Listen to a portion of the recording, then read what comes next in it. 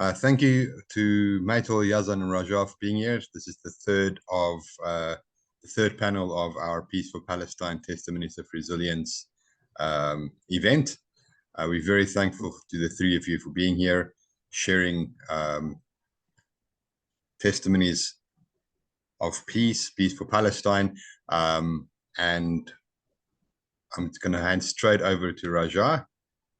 We look forward to hearing from you. Okay, thanks very much. Thanks very much, Gerald. Thank you for putting this together, and thanks for the organizers. And thank you for being here today. My name is Rajaa Jasser. I'm an English language teacher. I come from Gaza. I've worked for 5 years before I evacuate 6 months ago to Egypt. I'm also the administrative coordinator of the Hands Up project. And I've been working as the coordinator of the Hands Up project for 4 years now. My talk is going to be basically divided into 2 parts. The first part, I'm going to talk about life and education in Gaza in general, and what it's like to be a teacher in Gaza, the challenges we encounter as teachers in Gaza. And then I'm going to talk about some of the activities carried out by the Hands Up project since their establishment. The second part, I'm going to be talking about the activities and the educational initiatives held by the Hands Up project in the time of the genocide in Gaza. So I know that I've got from 15 to 20 minutes, so finger crossed that I'm not going to exceed my time. So Gerald, just let me know when I need to stop. First of all, education in Gaza and life in Gaza is not easy. It's a very tiny little place, which is under blockade for over more than 15 years now. I stopped counting. No one is allowed to leave and enter easily. It's not easy to leave or enter the Gaza Strip. And it's under serious bad conditions of aggression, genocide, wars. So everyone there is going in some kind of a traumatized. They are traumatized people there.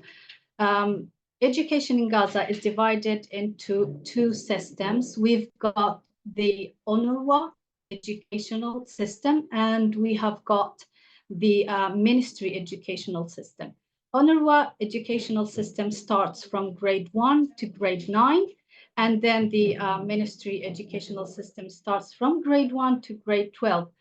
So UNRWA does not have grade 10, 11, 12. It's only in the ministry schools. So students, when they finish grade 9 in UNRWA schools, they go to grade 11, 12, 10, 11, 12 in ministry schools. UNRWA is, well, basically for refugees, and ministry schools are, well, I can, for any kind of students. I mean, it doesn't have to be a refugee. It accepts every kind of student in Gaza. I worked in an UNRWA school, and I have worked with very traumatized students. I myself, I'm not going to deny, I am a traumatized teacher. So I had to look after my well-being before, working with those kind of traumatized kids. As a teacher, I've worked in a class, a full-packed class of 50 students at least. These classes are really small classes, very packed, 50 students, either in ministry schools or UNRWA schools, with very low resources. We don't have that much of many resources to work on. Students are traumatized. They come from different backgrounds, poverty, they are deprived their basic needs. They've been through many aggressions, wars, genocides, killings, bombings, etc. So as a teacher, I had so many challenges on how to deal with those kids. And I wasn't only their teacher. Before I was their teacher, I was their therapist. I haven't studied therapy or anything in this major, but before teaching them or educating them, we have to work on their mental and psychological side. So before I before I start teaching and start the curriculum, we had this kind of sessions of which I give masses and masses of psychological support, talk to the kids, let them to get out everything they are feeling, their emotions. Those kids have probably or definitely lost some friends and some of aggressions. They've lost parents, one parent or other. They've lost family members. They even lost their houses. And this reminds me when we used to be subjected to an aggression for a few days or a couple of months or etc. in the different wars in 2008, 12, 14, etc. and go on. Each time we went back to school, we had to do some statistics, of which I went to my classes I teach, and then I asked, whom of you have lost their house? And I see thousands, like tens of hands up. Whom of you have lost one of their parents or something? Some hands. Whom of you have lost friends or family members? Okay. And sometimes we end up finding out that the student himself is killed. And this is such a devastating thing for us as teachers and for the students, the colleagues, the friends of that student. So this is in brief the situation, the education in Gaza. It's not easy to be a teacher. Sometimes I had so many breakdowns. I literally thought about changing my career. This was really devastating to me and really heartbreaking to go through this every single year. And it was until 2020 until I joined the Hands Up Project as their administrative coordinator. And this kind of gave me a hope for sticking to this job more, because what they do is extraordinary and life-changing for those kids. So again, those kids traumatized, they've never left the Gaza Strip. They don't know how the world looks outside. They've never had a conversation with any, let's say with their student, like with other students from other parts of the world. They think they are the only students in this world and no one knows about them. They think they're neglected, isolated. So when I joined the Hands Up Project, as part of my roles in this position, apart from the admin work, I used to do some link ups. I was responsible for connecting people together and setting up links and doing some connections. I used to link classes from Gaza, the West Bank, with remote volunteers everywhere around the world. So this volunteer meets up with this class once a week, twice a week, and they do all kinds of activities, storytelling activities. Sometimes those sessions are related to the curriculum, covering an area of grammar or vocabulary. So I wanted to do that. At first, I wanted to do it as a fun thing. I wanted to do it as storytelling. So I connected my class with a volunteer from Brazil, and this was such a changing experience for them, because when they first joined Zoom, it was through Zoom. It was difficult for them to join Zoom because they didn't know much about it, but they've learned eventually. They joined Zoom. They saw someone who speaks English apart from their teacher. And this was such an extraordinary thing for them. It's like, wow, we are listening to English from a person who is not our teacher. They interacted with him. They loved the session. And the session went on and on over an hour until I had to stop it. And the next day, when are we going to do the next session? What are we going to do the next session, miss? And as I used it as a reward. If you do well in this exam, I'm going to do another session. If you behave well, I'm going to do another session. So the great positive impact I saw in my students after doing those link ups is priceless. And I wanted to do more and more in this aspect. I had some lovely feedback from students themselves and from the parents. Like parents used to come up to me and they said, what did you do to our students? They started to love English. They started to study English even more. So those link ups are really, really beautiful, and they had such a positive impact on students. Their motivation become even higher and higher to learn English. I want to be quick here and just mention some other activities the Hands Up Project has done during the past 2 years before the 7th of October. We did a lot of playwriting competition, and all playwriting competition is like a genre of remote theater of which students wrote their own stories, and they transformed it into performance, into a play, and they acted it. And those plays were gathered in 3 books that we are available on our website. And each time the winners of this competition were taken to the West Bank. The Hands Up Project took the winners to the West Bank to perform their plays in front of a huge audience. And that's also a great experience for them because they have never, ever left Gaza before. Other activities done by the Hands Up Project is the Facebook Live sessions that are going all the time, conversation courses, poetry courses. We do a lot of free online courses that are happening, used to happen before and happening now at the main time.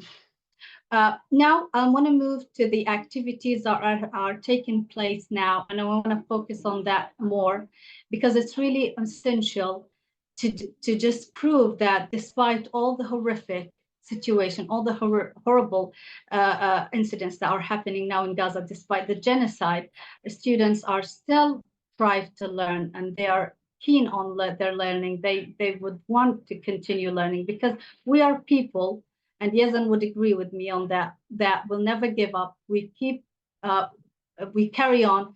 We want to continue learning because it's a weapon, and this is the only weapon we have got to fight with: pencils, our pens. So what's happening now in Gaza? We have got a brilliant project of Stories Alive project, which is funded by Heal Palestine, a great charity in the US. And this is a group of 4 teachers headed by their supervisor. They are basically like 5 people there working with kids from their tents, from what is left from their ruined and bombed houses. They gather kids from all different ages, once a week, twice a week. They teach them stories that has been written by Nick Belbra, the founder of the project. And they not only teach it for fun, as I said before, I mean, it is a way it's a way of employing stories in order to teach language, vocabulary, areas of grammar. There's a moral of the story at the end. And these are 10 stories and 5 teachers working with kids, different levels, different kinds of ages. And those sessions take place in the north, in the middle area, and in the south. They are all divided all the way in Gaza Strip. So now, after they finished the 10 stories they were looking at, they were studying, they are now creating their own stories. They are making up their own versions of the story, which is remarkable, and I can't wait to see the final results. Another project that has been going on now since after the 7th of October and were by 2 teachers. One of them is called Hana Mansour, and the other one is called Sahar Salha, and both of them have set up a drama club where they are now. Hana Mansour works in Jabalia, the north of Gaza, and Sahar Salha in Deir al-Balah, in the area in the south. So both of them also, have students from different kind levels, different ages, and they meet once a week, twice a week, and they do drama activities. They employ drama in learning English. And I would say that those 2 projects is like a safe zone for those children. They are under bombing, they are under horrific situation, they're under genocide. And this is their private comfort zone for them. They completely forget about everything that is surrounding them, and they just focus on these sessions. It's like a relieving time for them during the hard times they're having. Before I end up my talk, and I want to show you one of the plays that is performed by a young man. He first performed it when he was 13 years old, and he submitted it as one of the entries in the play writing competition in 2018, maybe. And he won, and he was taken to the West Bank. Now he's 19 years old. His name is Basim. He's 19 years old. He's living now in Rafah in a tent. He got in touch with us, and he said he wanted to create another version of I Can, and he called it We Can 2024. It is 7 minutes long, but it's worth it. And I'm going to share it now with you to watch it. I'm going to share it now. I have to check if I can share first. I can share, right? Why doesn't it give me the option of, okay. You should be able to share. If not, Ku can also share it. Yeah, it just came in now. I was clicking on it. It didn't happen. So this called We Can, the new version of I Can, and this boy is 19 years old now. So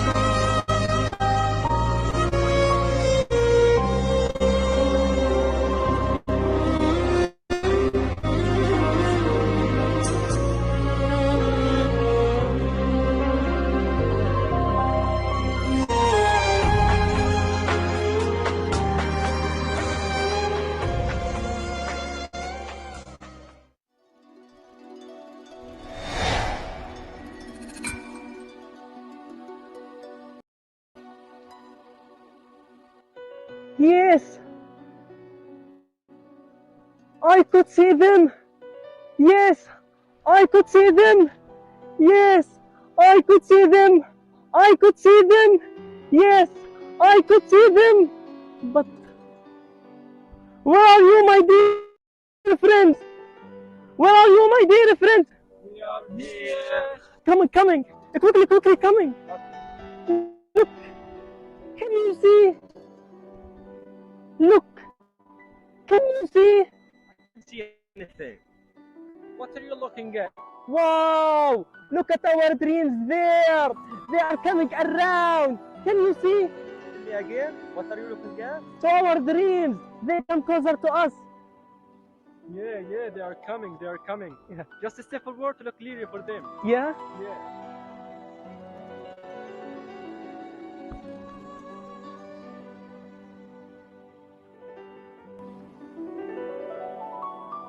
This is just to look well. What dreams are you talking about? Dia, here in Gaza, don't dream. Because dreams here are dying. Why?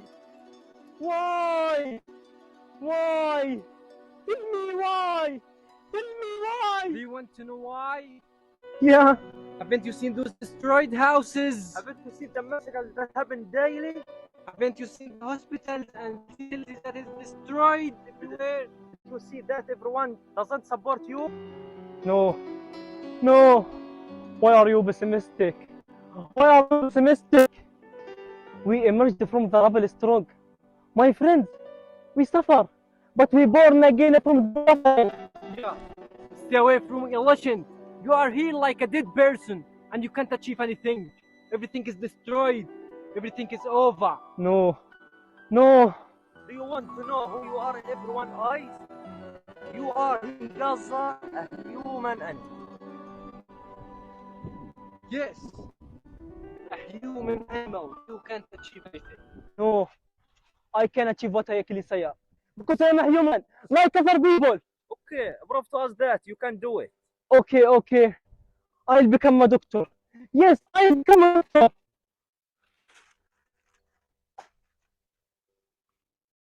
Okay.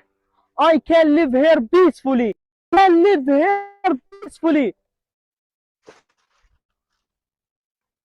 Okay. I can travel. Yes, I can travel.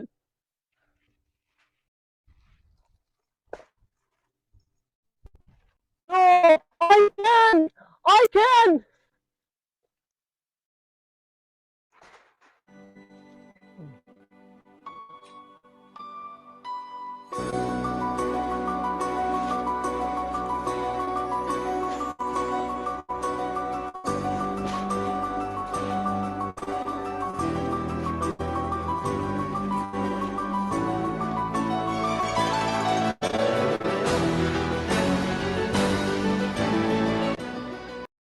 I can! Yes! Yes!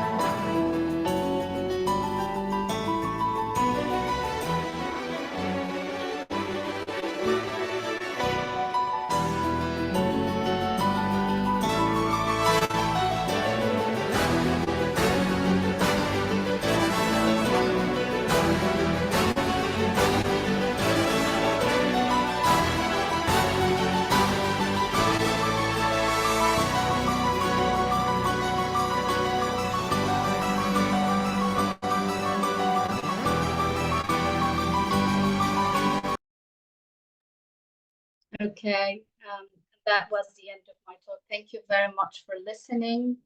And it's called Peace for Palestine Conference. And let's hope and pray for peace to reveal in Palestine. Thank you very much.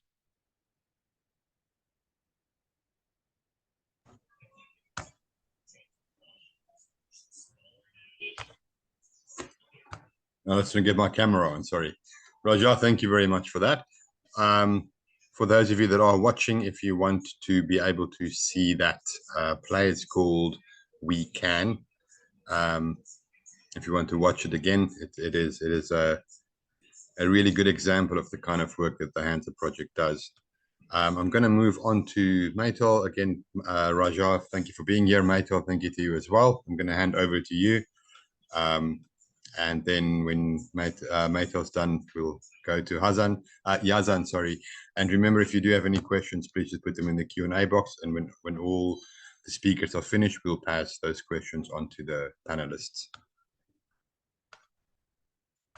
Thank you. Thank you so much, Rajaa. And thank you to the organizers and everyone who is here. My name is meital Yaniv. I come from Sephardic Jewish lineage from Greece, Ashkenazi Jewish lineage from Poland, and Arab Jewish lineage from Palestine. My dad's side of the family survived the Holocaust and moved to the newly established state of Israel in 1949 after the Nakba that never really ended, but after that moment of the beginning of the Nakba. My dad was already 1 year old when they moved with him, and later they had another son, and he died in Yom Kippur War as a soldier. My dad became an Air Force commander for the Israeli army And on my mom's side, my grandma's family escaped pogroms in Greece and moved to Palestine in the 30s. That's where she met my grandfather. And they were both recruiters for the Lehi, which is a known Jewish terrorist organization. And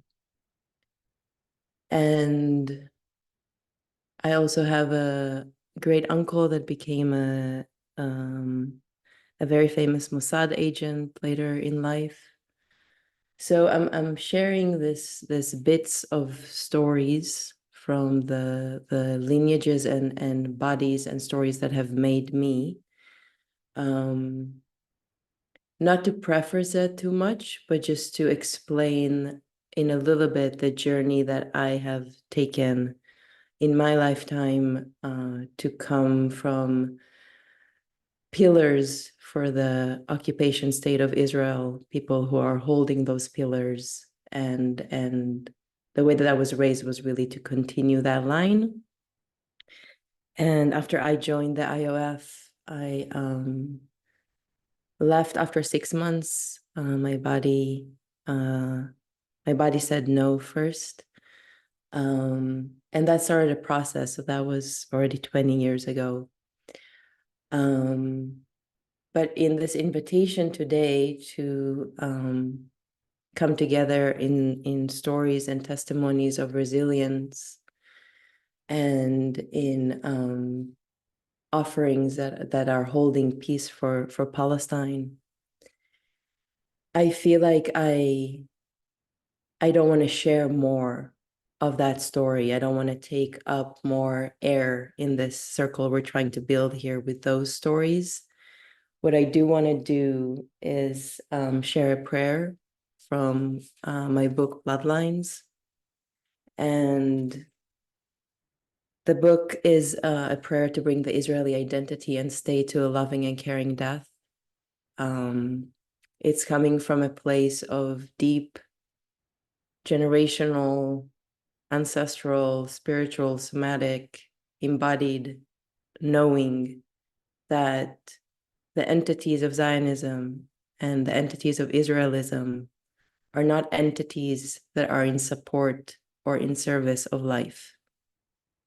They are entities that in their root of their becoming is a need to bury and ignore pain, wounds, traumas, and instead militarize against that revelation, that healing of the wound.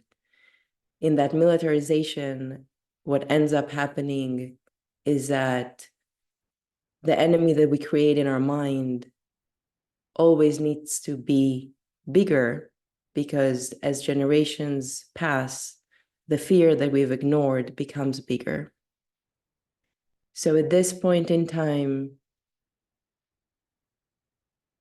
and I say this with a lot of compassion, but I don't think we ran out of time a long time ago. There was actually not even time to give me to go through the process that I was going through. We already ran out of time before I even started this process of understanding. And at this point in time, I feel like we don't have time to wait anymore for Israelis to understand what they're doing and why it's wrong and why it's killing everyone we come in contact to in the most horrible way, but it's also killing ourselves.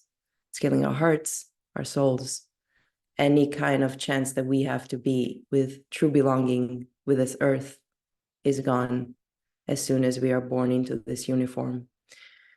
So the prayer that I share is one of the endings of the book, and it's a death prayer for the Israeli identity.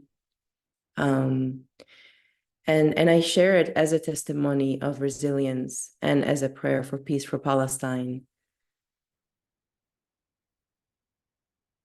And I invite you all to hold it with me as I speak these words. And wherever I know that this gathering usually brings people from all over. So wherever you're at, I want you to just for a second connect with the sun, whether it's set or rises, right, where you're at in this moment. knowing that it's the same sun that is rising and setting in Palestine. And hold this prayer with me.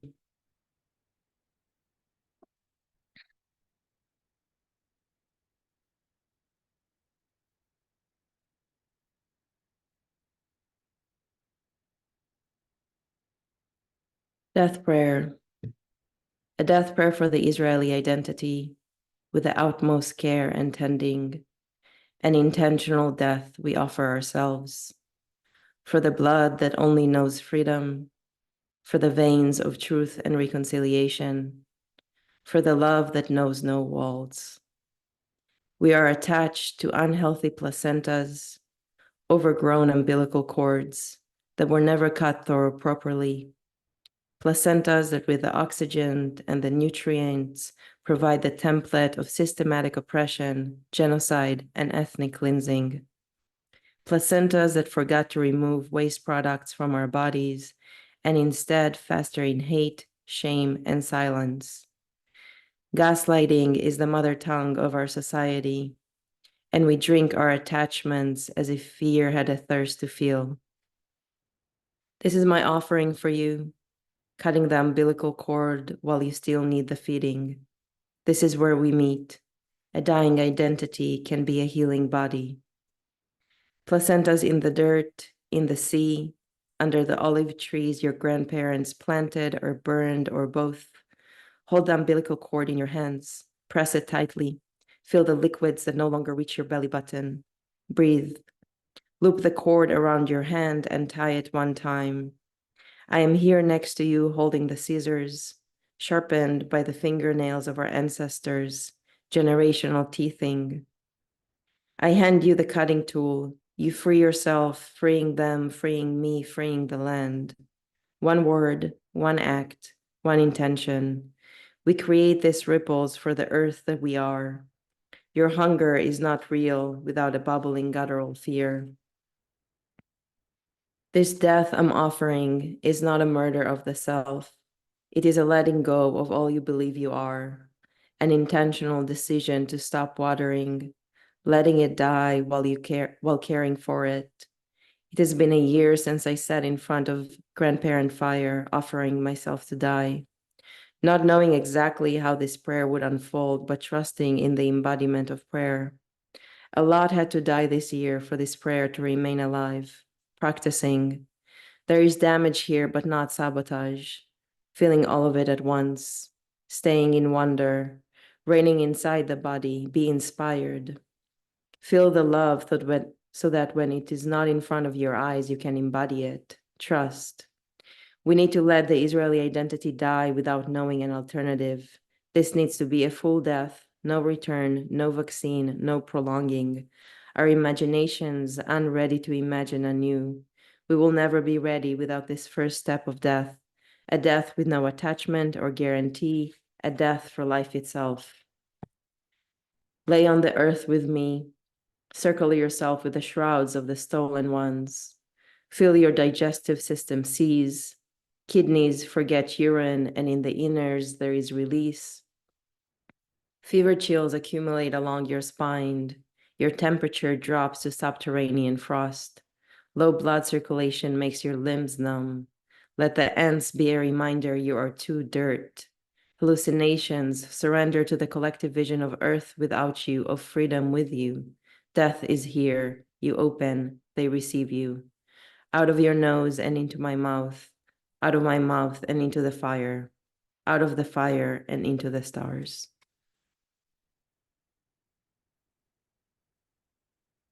Thank you. May it be so, inshallah, amen. I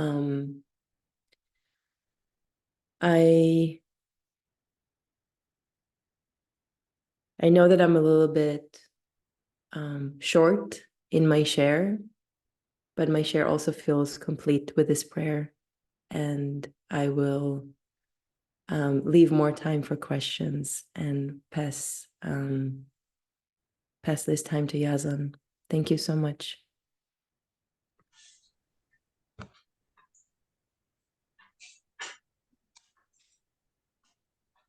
Yeah, thank you very, very much for that. again, just if you want to ask questions, please do so in the Q&A box. Mate, that was something very emotional, I think, to listen to. Thank you very much for sharing that. Yazan, I'm going to hand on to you, and then when you're done, we can move over to the Q&A. Sounds good. Tough act, two tough acts to follow. Give me that hard job for today. Yeah.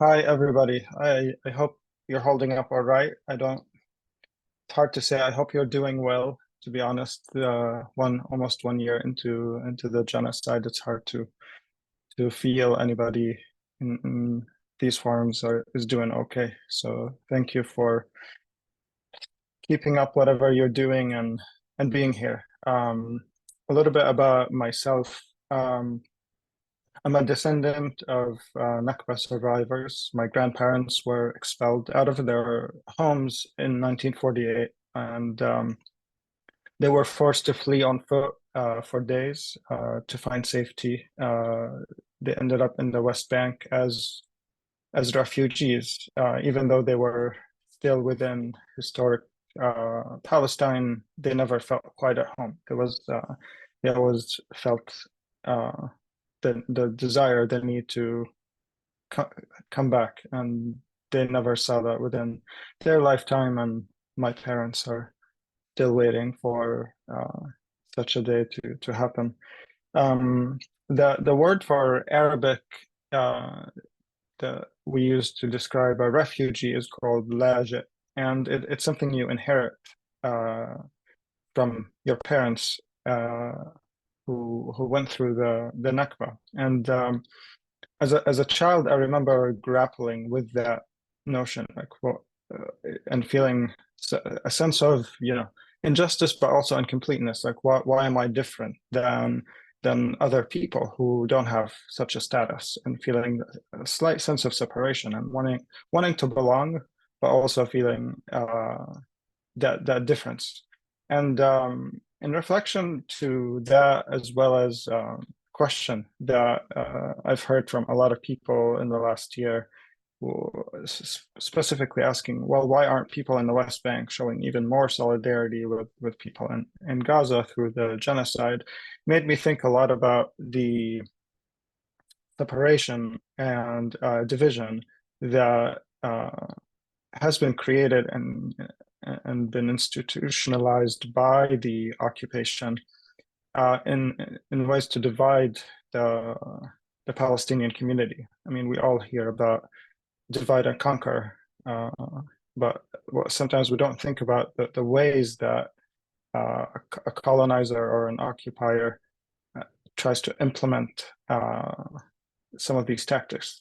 So I'm going to try to reflect or touch on a couple of ways that this happens. So there's physical separation, there's emotional, mental manipulation and separation. There's also economic division, creating classes within the society, and we'll touch on a few of them.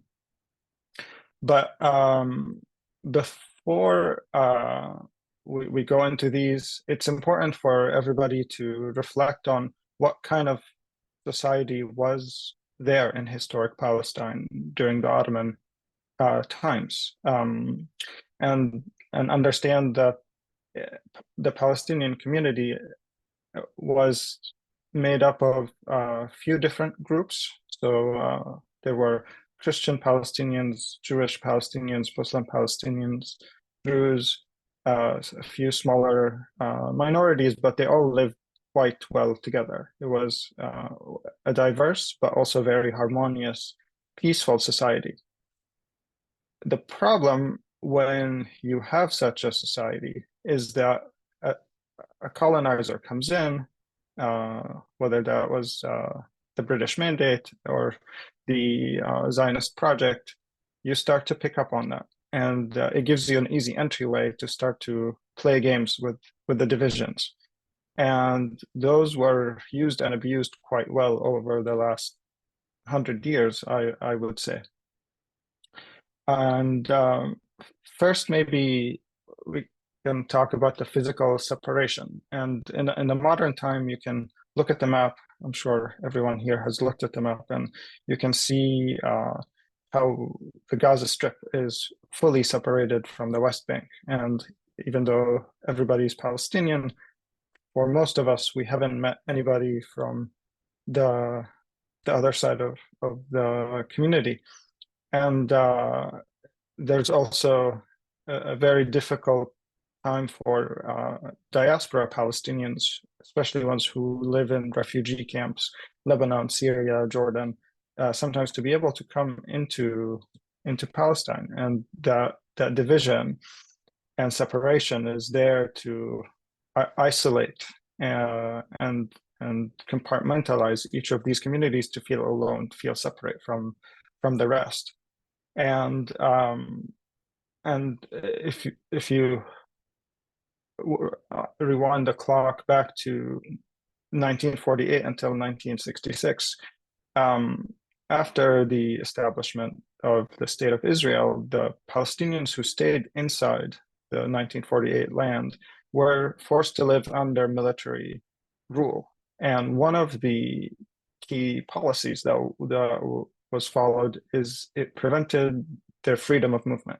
So the few Palestinians who were left in Jaffa were unable to, for example, travel to Nazareth, where there were other Palestinian communities. And again, by trying to create ghettos of Palestinians, there was a very clear effort to create those divisions. And what we see now as far as freedom of movement is that in the West Bank, it's very, very clear. If you find one of those maps that shows you areas A, B, C, the separation wall, and then you visualize the checkpoints that are trying to choke a little bit of Palestinian being and separate everybody into smaller Bantustans that are hard to go back and forth from. Something that should take you 20 minutes ends up being impossible or a 6-hour journey.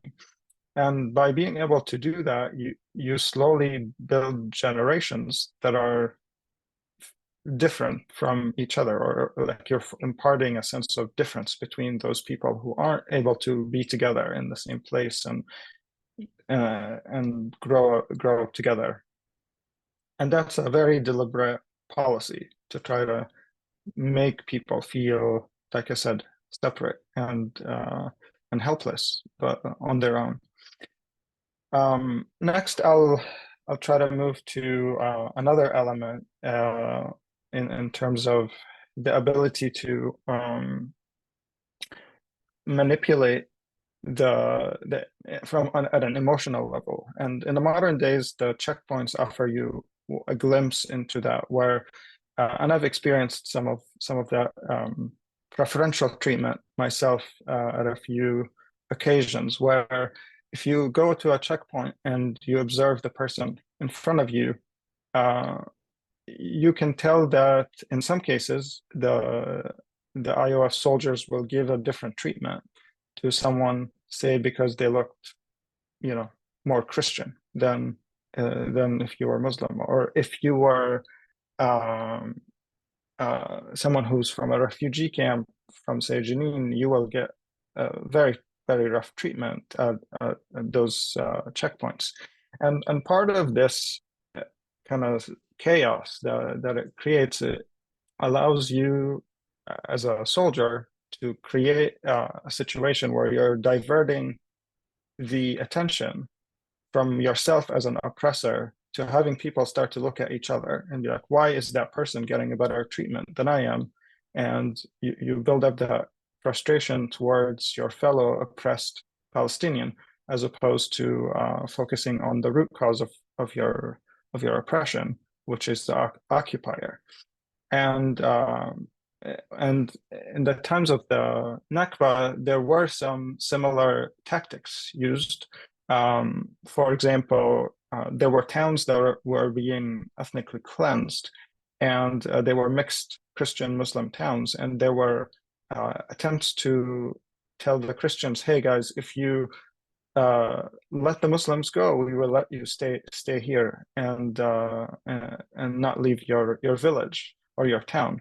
And in many cases, that did not work. The community felt that they're one Palestinian community. They refused to let the division come between them.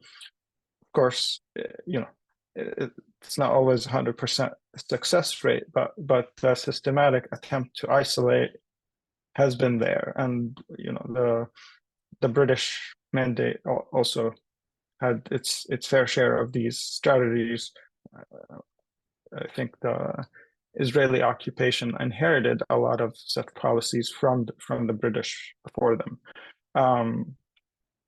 And then talking through the economic and class, creating class separation,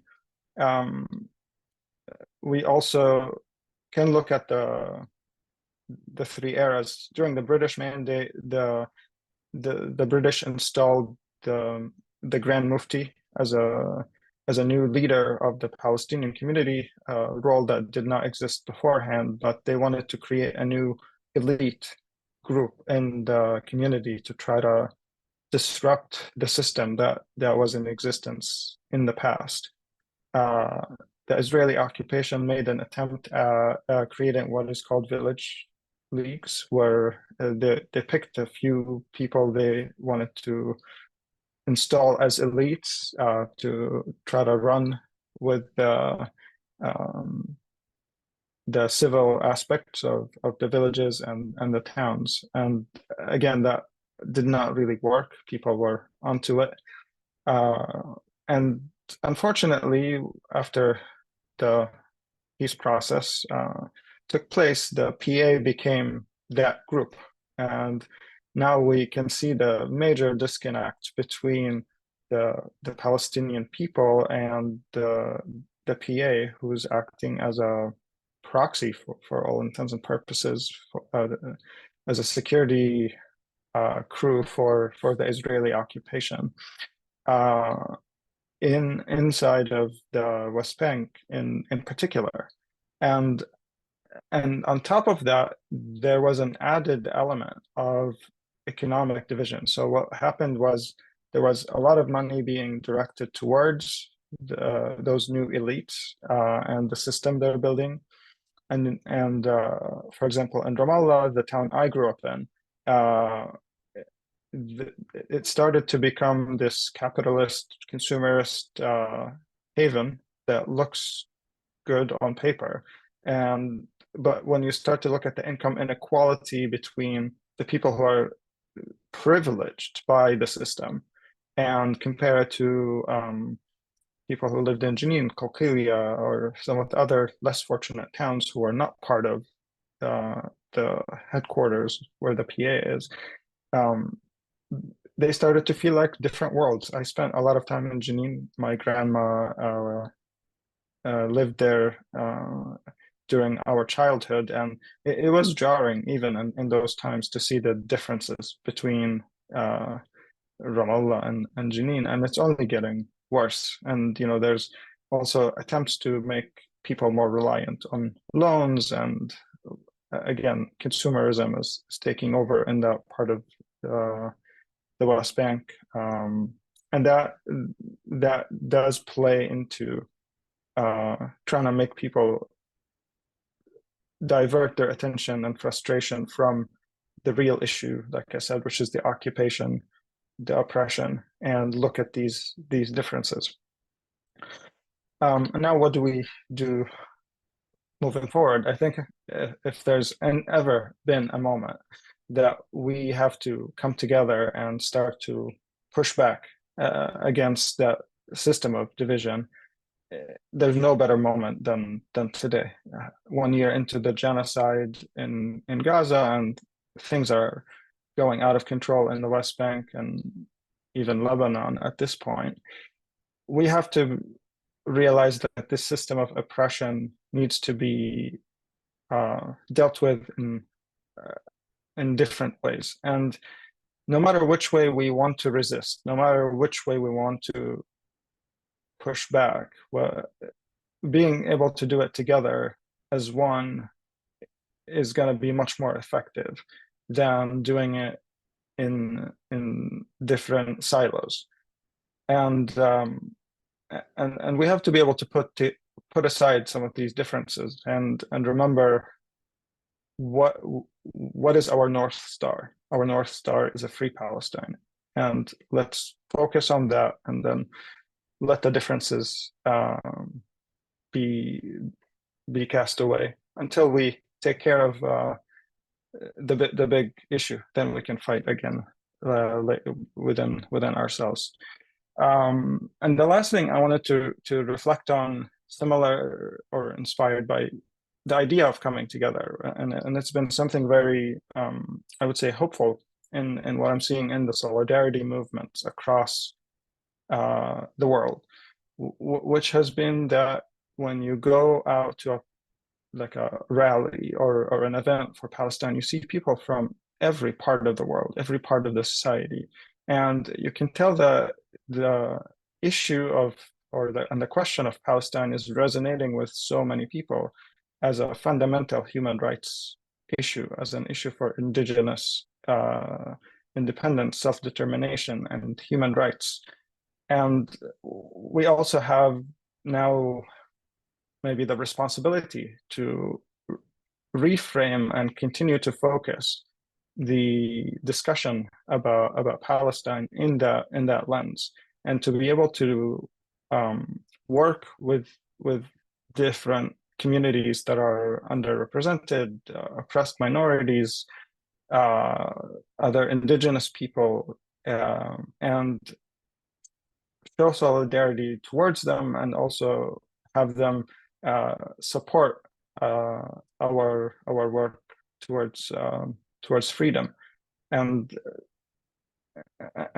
by being able to look at it as a more holistic international way, I think there's going to be a much more momentum behind it globally. And at the same time, it will also help us and understand and empathize and be more tolerant of other people and other groups, and understand them as they are, as we're hoping that they can understand us as Palestinians. And not to end with a slogan, but I do truly believe that nobody's free until all of us are free. And thanks everybody for listening, and we can go to Q&A.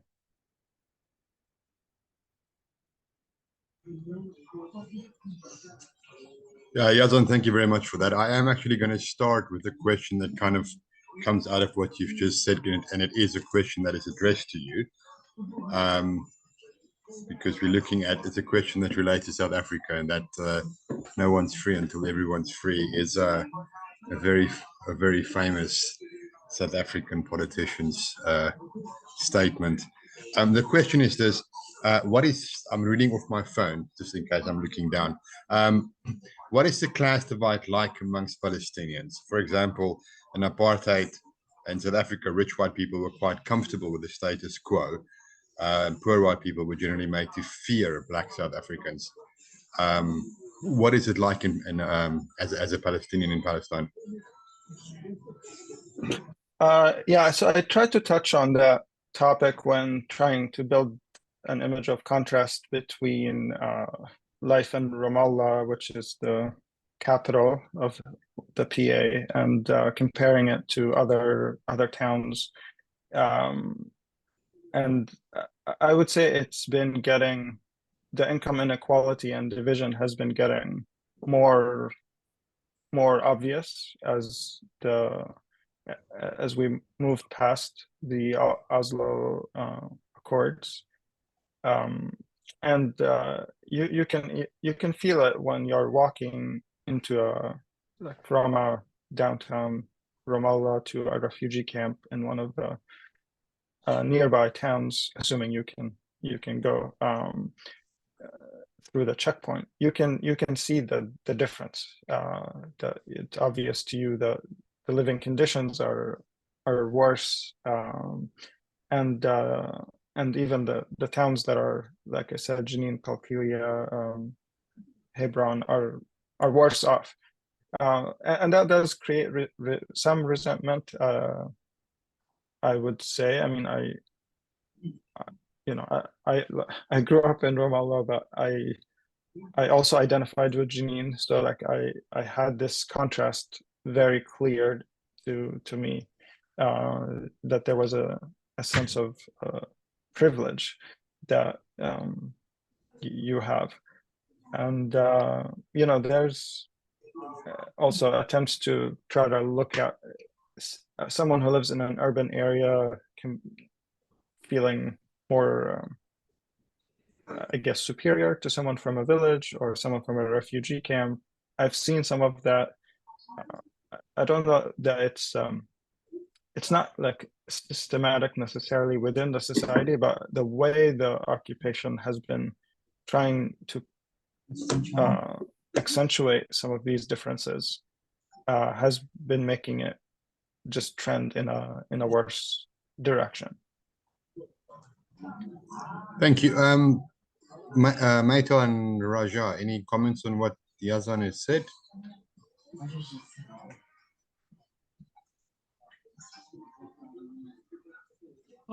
Sorry, my internet gone really bad, so I did not hear the question. I just heard the last of what he was saying. So sorry. Let me go to the question again. It asks about class divide amongst Palestinians. The example given is from South Africa, where rich people were comfortable with the status quo, but poorer people were struggled a lot more. But classification in the Palestinian society, that's yeah. So the question is there a classification? Is what kind of effect does it have? Well, first of all, I would say that there is not really a very strong classification in Gaza. I mean, there are the poor and the rich. It's in every society out there, but it's not really quite strong in the Palestinian society. We all live together as one unit, helping each other. The rich helps the poor, but I don't know how to answer it if I don't see it. That's what I mean. So I don't see any classification, but it definitely has a bad effect if it's there, like discrimination between people based on, the status, their status, where they live and where they come from. So, Meital, the next one is for you. Do you feel that you are alone or a part of a very small group? Or do you think that society is changing in terms of how Israel is viewed and what the future potentially holds?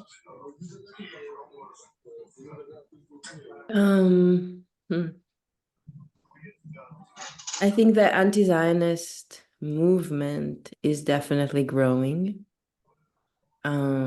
outside of Palestine. I think there's been the work that has been happening on Turtle Island for a few decades now has definitely grown and is in relation with indigenous movements of land back and rematriation. So I think that notion of none of us are free until all of us are free, I think is very much alive within organizing and movement work in Turtle Island, with solidarity for Black Lives Matters and the movement for Black Lives and anti-incarceral. So I think there's a lot of ways in which the anti-Zionist movement is situated within other movements that have been growing and connecting. So in the same way that the forces of oppression, the US police and the Israeli army have become one force, I think so as the movements against. So I think there's a lot of, I hold a lot of correlation and intention between how I hold the right of return movement and land back movement. They are very much coming from the same place. Unfortunately, within quote unquote, what we still call Israel, there's definitely been a slight change that I've seen over the years. It's very minor. The protests that we see, that we've seen prior to October against the government, and since October against the government, and for the release of the hostages, those are very insular. So as I say this often, like, you know, the revolution can carry the flag of the occupation. Those protests are covered in Israeli flags. Yes, they want the hostages back. Yes, they might not be in agreement with Bibi Netanyahu or the government, but they don't care about what's happening in Gaza right now. The majority of Israel is actually in support. There was actually a really big, in one of like the major market areas in Tel Aviv, there was like a giant sign that recently said, it said on one side, Machzirim, which is to bring back, and it was like a photo of the hostages. And on the other side, it says, and we're going back, V'chozrim, and I had like a photo of ruins in Gaza. So that is how we're holding this within Israel. We want the hostages back, and then we can continue to do what we've been doing in Gaza, which is in support in the society. So that shift I am not seeing happening yet. And as I said in my share as well, there is no time to wait for that shift. At this point, the only way to make this stop is to stop giving us arms. Israel cannot afford the genocide. Israel also cannot afford the occupation. So everything that we're seeing, the only way to you know, when I think about a ceasefire, for me, it's like, yes, please seize us. Please, like, hold us within the walls that we have built so that we can stop, and then break those walls so that we have no option but to like find the healing we need. So I don't think that there's enough happening in Israel. And I want to also be worried when we think that it's the leader's fault. So Bibi Netanyahu is a horrible man. He is not the cause of this. This is an entire society. This is generations upon generations upon generations that have taught their children and their babies to hate and to see a Palestinian person not as non-human, but as deserving of killing. So that is not something that Bibi Netanyahu did. Bibi Netanyahu is the cause and effect of that society. And we want to, you know, there's a lot of talk about, well, we just need to change the government. No. And again, as long as we're seeing this hundreds of thousands of protesters wearing an Israeli flag, they are not yet seeing the how everything else is connected here. Yeah. Meital, there's quite a few comments for you. I will be asking the questions, but there's a few that said, great presentation. Some of them asked about the copy of the poem. I'm not 100% sure exactly what it's the last question in the Q&A. So if you want to just put the website in there, I cannot record it off the top of my head right now. Yeah, I can. Can I type into the chat? You should be able to. If you type and okay, you just do type answer, and then you should be able to type. Okay, I'll do that. Thank you. Rajaa, the next one for you. The person asked, may I ask if these children already have a fairly good command of English? I'm assuming in reference to the plays and stories, or are these sessions facilitated along with Arabic? And then also, what is the situation with mainstream schools currently? Okay, thank you, Gerald. These are three questions in one question, actually. It is. So the students involved in the Hands Up project, or the students in the classes, are divided into students with good level of English, and some students are a bit behind. And those students who are good level of English might have received a education from going to private centers, or maybe they worked on themselves by watching loads of TV, films, listening to English language through news, music, and everything. This is how the new generation is really learning English. I'm talking about myself personally. I've learned my English from the TV. Way before I go to school, I was like already knew how to speak English, and I got the accent as well. And so are my daughters now. They're watching a lot of English programs, and this is how they get their students. This is how they get their good level of English. But we're talking about the other students who have a fairly level of English. Both of them can be involved in these sessions. And of course, these sessions, as I mentioned before, includes two teachers in there. One of them is like the Palestinian teacher from Gaza or the West Bank, and the other teacher is from anywhere around the world, and different first languages. Maybe the Arabic language is our first language, and the volunteer might be the English is their first language, or any other language, but they have to use English. So of course they're going to be facilitated by using the first language, which is Arabic. The teacher in the classroom or in the Zoom room helps and supports the students, tries to facilitate, translate some difficult words, make it easier for them to grasp and understand what the volunteer says. The third part of the question, what was it? Can you just remind me? What is the current situation with mainstream schools? The situation in school. No schools are running now in Gaza whatsoever. For the second year in a row, students in Gaza cannot access education. So there are so many initiatives now coming out from individuals themselves working on the ground, or from charities like us or Heal Palestine, working on the ground, trying to provide educational services. But when we talk about schools and their formal ways of educating, there's no schools whatsoever now working in Gaza. It's all about initiatives and private efforts done by teachers there on the ground, or charities like ourselves. I hope I answered that. Yep, thank you very much.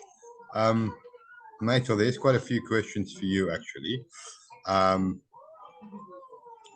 going to go to the one at the bottom because I think there's basically two that I think kind of perhaps combine them. The one question asks, could you share more about your journey as to where you are? And I'm asking the second question because I obviously attended your first talk and I think they are somewhat related. The person said, thanks for the talk. My question is about the morality of IAF soldiers, and as someone who was part of it, how do you think soldiers justify their brutality in their own minds? And can you also talk about the mental health of soldiers post IAF attacks? Yeah, thank you. Also, I wasn't able to answer the questions, but I put in our chat links that can be shared there if someone can. I can copy and paste it over quickly. Okay, great. Yeah, I'll start with the second question. So morality. I think there needs to be an understanding that what we're seeing, what IOF soldiers are doing in Gaza and in the West Bank right now, and also again, as my fellow panelists have shared, this is not new. This has not started in October. But what we're seeing them doing is not a regular training that you offer a soldier for, I don't know, a year, and then you go on to do your mission. This is generational training. And what I mean by that is that when you have an entire society that is made out of soldiers, either active or raising soldiers or making more soldiers, the training starts in the womb. The training starts in the DNA. And you know, I say often that I feel like the army uniform got stitched on me when I was still in the womb. So I came out as a soldier, and my life journey since understanding that has been to like remove this material that is my own skin at this point. So what we're seeing is not about morality. Obviously, it's immoral.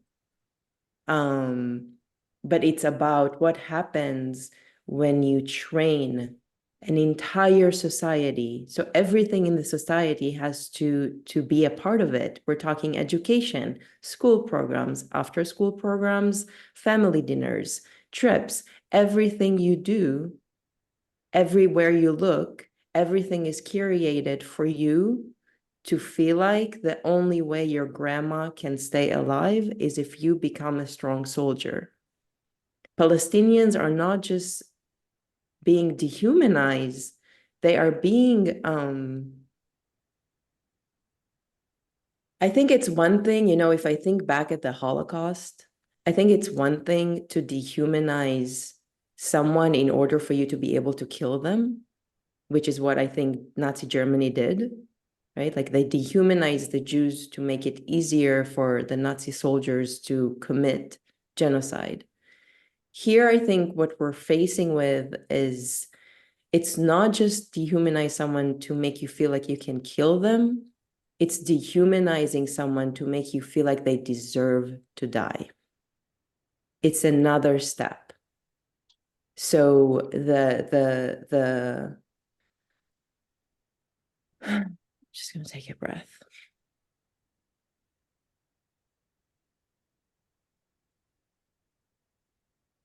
You know, it's even for me when I answering this question right now, these are not words that I've said like this before because it's coming from the question asked. And for me to answer it, I need to tap into that original skin that I was given to find the answer.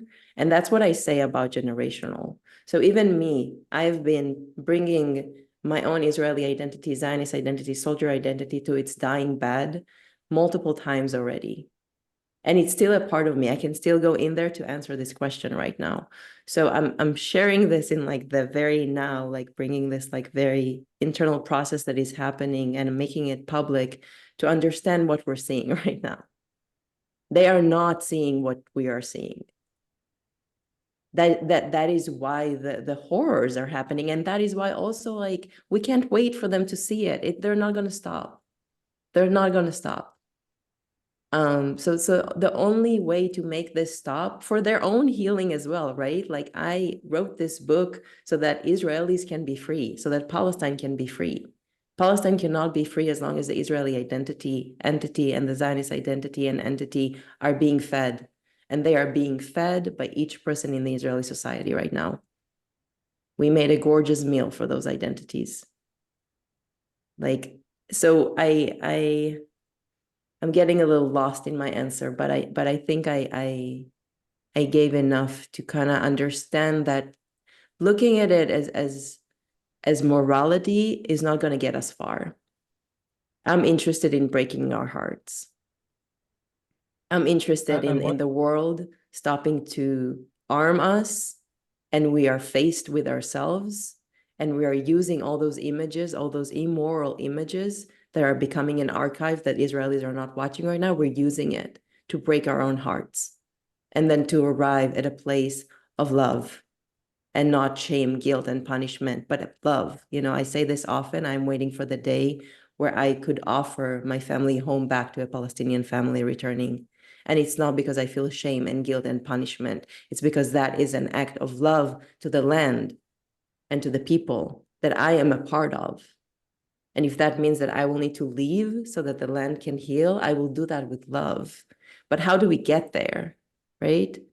First step is take our weapons away. I know that there was another question about my journey. I don't want to take up more space in this panel next to my panelist to share more about that story. That story is available, and if anyone wants, they can also reach out to me.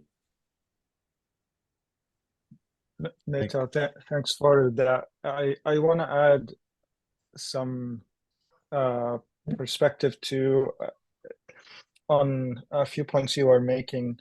I think I hear a lot that people say Israel has lost its way, that somehow it used to be good before a certain point in time, that oh, Netanyahu. Oh, maybe it was after Isaac Rabin was assassinated. Oh, maybe it was after the invasion of Lebanon. People try to find like a point in time that there's this glorious idea of a good moral Israel that existed, and it's honestly, if you read what is now become history, you can see that from before the Nakba,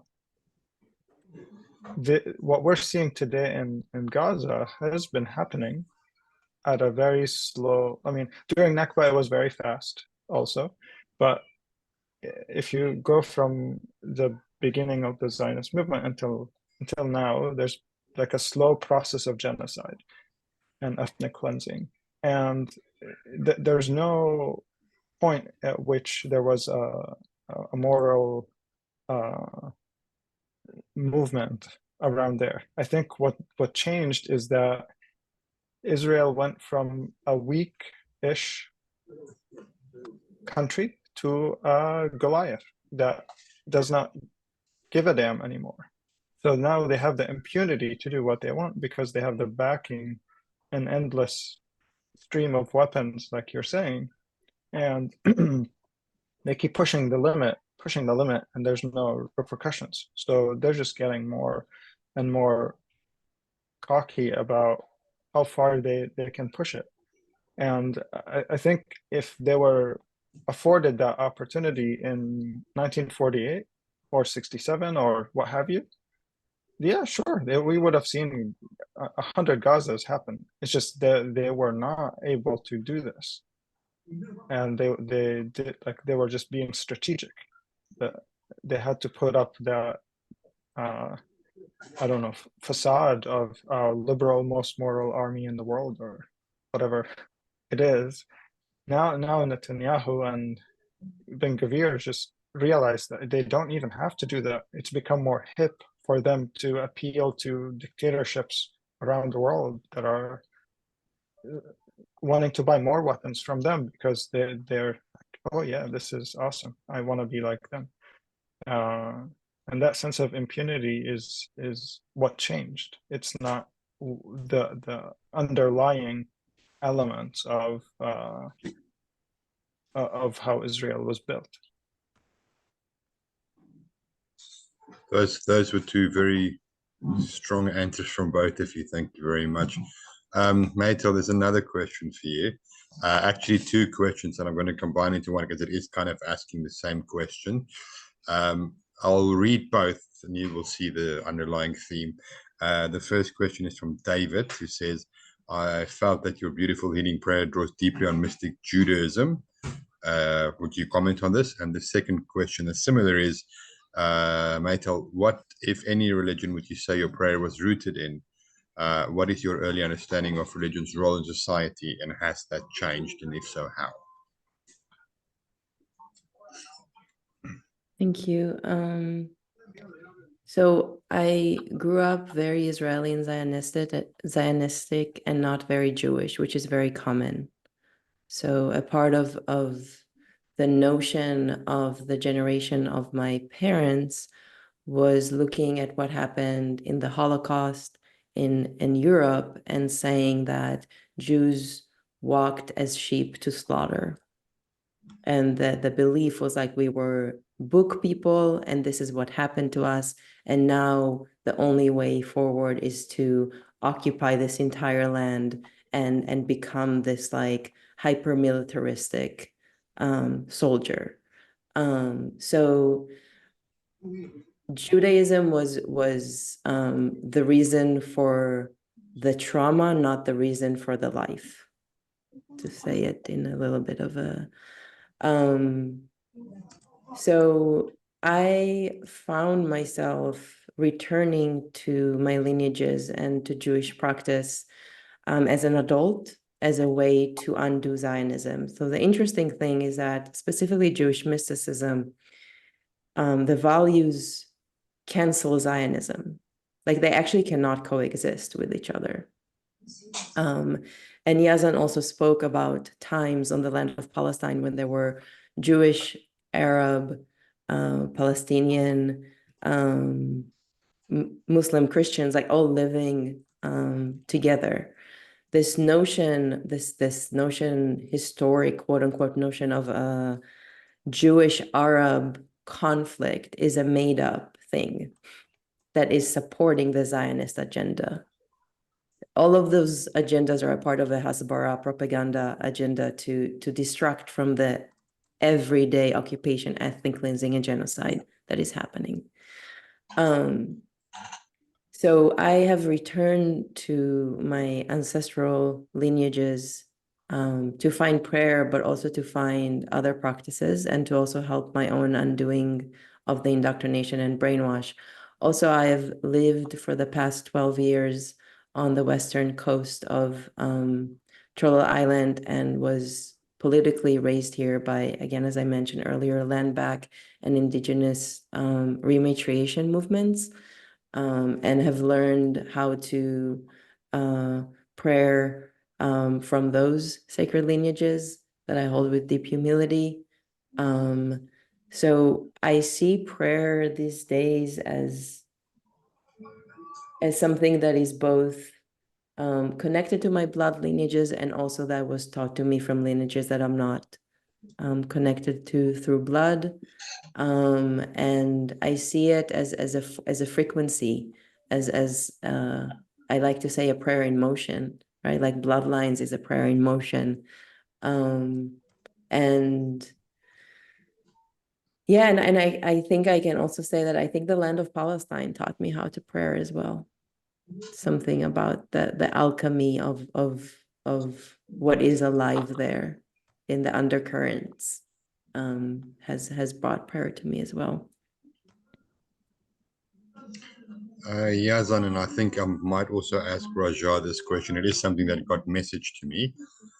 In your previous talk for us, Yazan, you mentioned, I think, if I recall correctly, your mother, your grandmother, I think your mother was a single parent, if I recall correctly. The question really is, can you and Rajaa talk about the role of women in Palestinian society? So a question to both. I want Rajaa to go first. She's a Palestinian woman, and I think hearing her voice first is more impactful. I'm happy to go second if there's anything left to say. Thank you. Thank you, Yazan.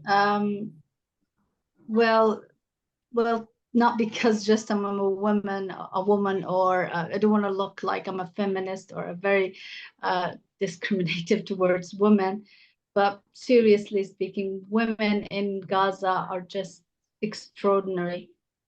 From a very early age until they're grown up, they start to take on responsibilities on themselves. They have this amazing power and amazing resilience.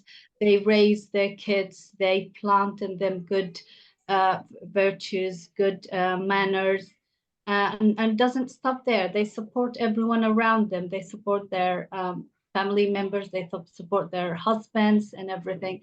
So the role of a woman is like she's basically almost doing everything. They work inside the house. They've got jobs outside the house. They look after their kids. Like personally speaking about myself, I used to have 2 jobs and I have 5 kids and I lived in Gaza. So if that's not extraordinary enough what it is, and I know there are so many women that work even harder than me and have kids even more than me, and they are going through such a bad situation even more than me. So women in Gaza are extraordinary. They've shown a lot of power, a lot of patience, sabr, a lot of sumud, a lot of resilience and resistance. They are the backbone of the society, in another word. I don't want to talk much about women. I don't feel comfortable because I'm a woman. I'd like to hear it from Yazan's perspective now. Yeah, thanks, Rajaa.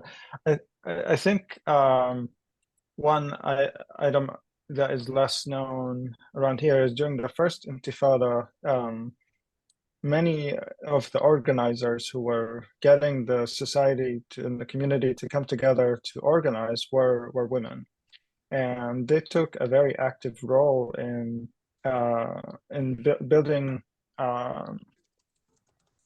also economic support networks within the villages, and especially when people were going on strikes and stopped interacting with the Israeli economy, there was a need to self-sustain in a way. So there were a lot of female leaders who took that to heart and were kind of the bridge between the cities and the villages across Palestine, and women have been, part of the struggle towards freedom from the beginning. Of course, I mean, I think one thing I said last time was that there's this trope that Palestinian women are oppressed, and it's used in the West as a way to justify violence towards Palestinians, as if, Israelis or Americans want to emancipate the Palestinian women and give them freedom. Much you can say the same about the LGBTQ community.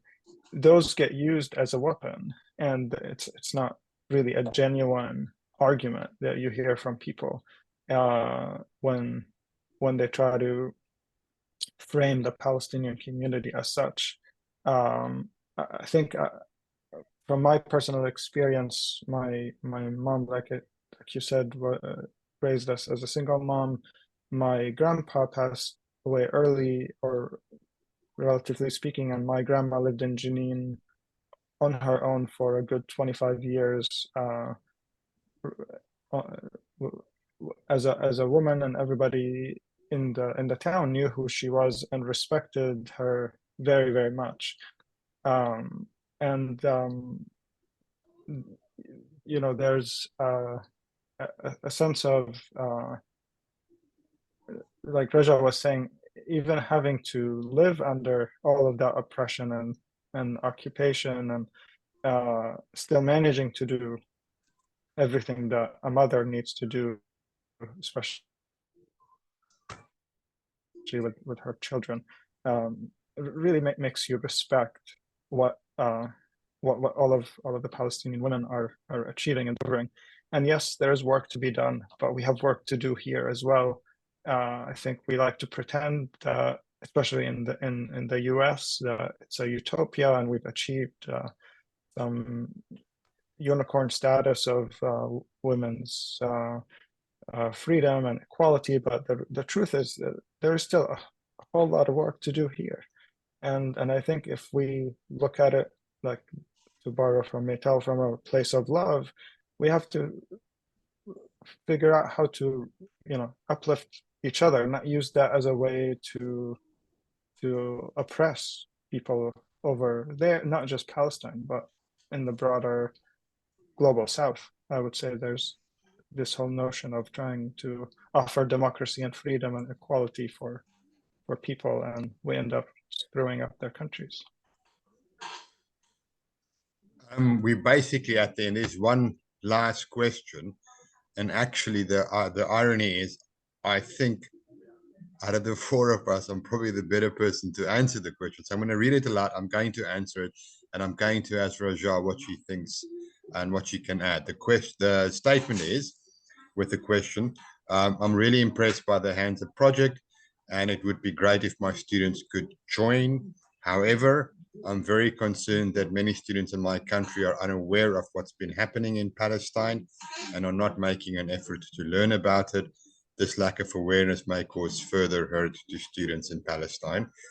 My immediate answer to that is, we do things at my school that specifically addresses what's happening. At times, they've looked at some not brutal but uncomfortable photos. I remember in November doing a poetry thing with a group of teenage students where they were quite shocked to hear that about 3,000 to 4,000 children have died. I spoke to that group again a month or so ago in another lesson where we did another follow-up thing in relation to war, Gaza, and peace, and actually somewhat related to International Peace Day. And they were shocked that it was now 16 or 17,000, if not more. So my answer to this is it will be uncomfortable. My only answer, my simplest answer in terms of, I think more damage is done if we don't speak about it. You'd rather cause the final statement says this lack of awareness may cause further hurt to students in Palestine. I think people not knowing about it is causing more hurt than potentially doing something wrong, for lack of a better way of saying it. Rajaa, I don't know if you want to add anything to that. Well, I just want to pick up on what we said. If she's worried about the students because they are unaware of what's going on, they should be aware. They're aware of the like, let's say, World Cup games. Like, they follow that. They follow all kinds of news. So why not to educate them about what's going on in Palestine? As you said, not in a very strong or maybe shocking way. We just look at comfortable things to show. And a bit by bit, they're going to look up for it themselves and find out the truth. I would say that step one is start introducing the fact of what's going on in Palestine in general. Start little by little educating those kids. I don't know how old they are and where they are from, but anyway, she can start from now educating the kids. And it has nothing to do like with politics when it comes to kids. We just want kids to connect together, and just in order to just have some connections and some touch base between the Palestinian kids, and to know that there are other kids interested and they want to contact them, and that's the same for her students as well. And as you said, it's better to tell them about what's going on rather than just not telling them, and they just not stay unaware of what's going on. So please email us at info@handsupproject.org, and we will direct you to how you can start educating and getting your students involved with our students in Gaza and the West Bank. Sorry, I'm going to add one more thing. If you are concerned about it, you can also start from the safety of your own classroom and just talk about it in your classroom.